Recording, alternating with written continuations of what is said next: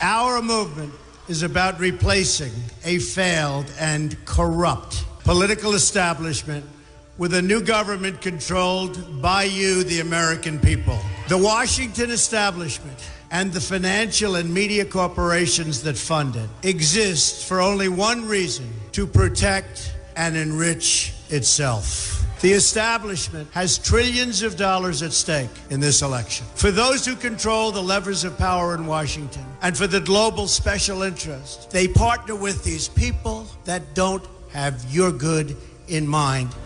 Our campaign represents a true existential threat like they haven't seen before. This is not simply another four-year election. This is a crossroads in the history of our civilization that will determine whether or not we, the people, reclaim control over our government. The political establishment that is trying to stop us is the same group responsible for our disastrous trade deals, massive illegal immigration, and economic and foreign policies that have bled our country dry. The political establishment has brought about the destruction of our factories and our jobs as they flee to Mexico, China, and other countries all around the world. It's a global power structure that is responsible for the economic decisions that have robbed our working class, stripped our country of its wealth, and put that money into the pockets of a handful of large corporations and political entities. This is a struggle for the survival of our nation, and this will be our last chance to save it. This election will determine whether we're a free nation or whether we have only the illusion of democracy, but are in fact controlled by a small handful of global special interests rigging the system, and our system is rigged. This is reality. You know it, they know it, I know it, and pretty much the whole world knows it. The Clinton machine is at the center of this power structure. We've seen this firsthand in the WikiLeaks documents, in which Hillary Clinton meets in secret with international banks to plot the destruction of U.S. sovereignty in order to enrich these global financial powers, her special interest friends, and her donors. Honestly, she should be locked up. The most powerful weapon deployed by the Clintons is the corporate media, the press. Let's be clear on one thing. The corporate media in our country is no longer involved in journalism. They're a political special interest, no different than any lobbyist or other financial entity with a total political agenda, and the agenda is not for you, it's for themselves. Anyone who challenges their control is deemed a sexist, a racist, a xenophobe. They will lie, and then again, they will do worse than that. They will do whatever is necessary. The Clintons are criminals, remember that. This is well documented, and the establishment that protects them has engaged in a massive cover-up of widespread criminal activity at the State Department and the Clinton Foundation in order to keep the Clintons in power. They knew they would throw every lie they could at me and my family and my loved ones. They knew they would stop at nothing to try to stop me. Nevertheless, I take all of these slings and arrows gladly for you. I take them for our movement so that we can have our country back. I knew this day would arrive. It's only a question of when. And I knew the American people would rise above it and vote for the future they deserve. The only thing that can stop this corrupt machine is you. The only force strong enough to save our country is us. The only people brave enough to vote out this corrupt establishment is you, the American people. Our great civilization has come upon a moment of reckoning.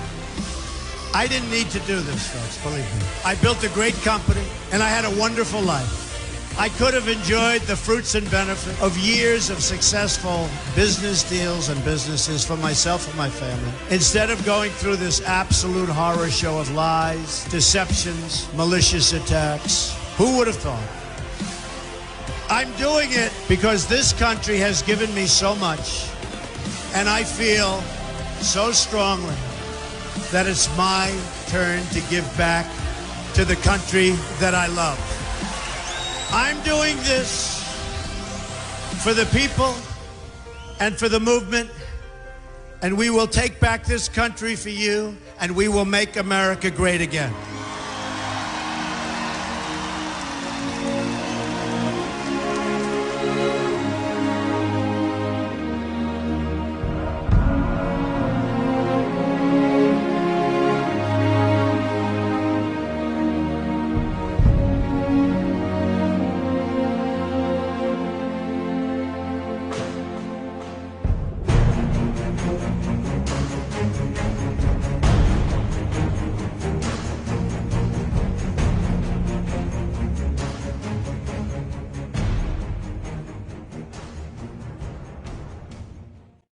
So all the countries in which there are predominantly white people are larger than those in the southern part of the world.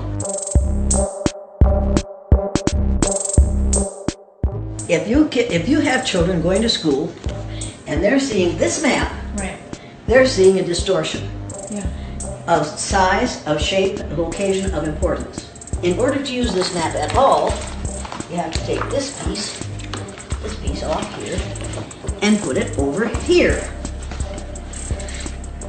And now you see, the United States is no longer in the middle of the map. right. Now I did this with a major record company in New York City, I think in 1970. And an older man stood up in the back of the room and said, "Now Elliot, you've gone too far."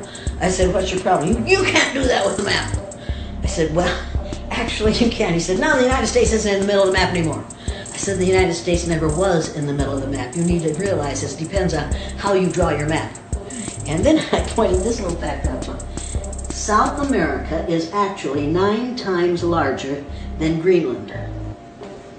Even though it doesn't really look like it. No, it is!